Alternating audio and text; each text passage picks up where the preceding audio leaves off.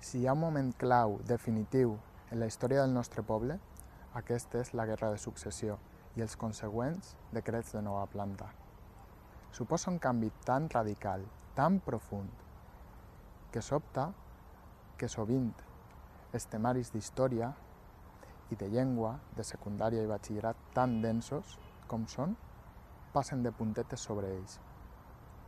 Però si estem atents, encara sentim els ressons d'aquest conflicte en la nostra vida, en la nostra realitat.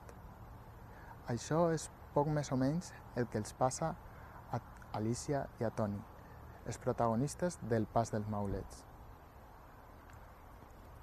Són dos joves que passen un tranquil estiu a Altea, quan la notícia d'un mural on es representava la figura invertida del rei els crida l'atenció i es desperta la curiositat.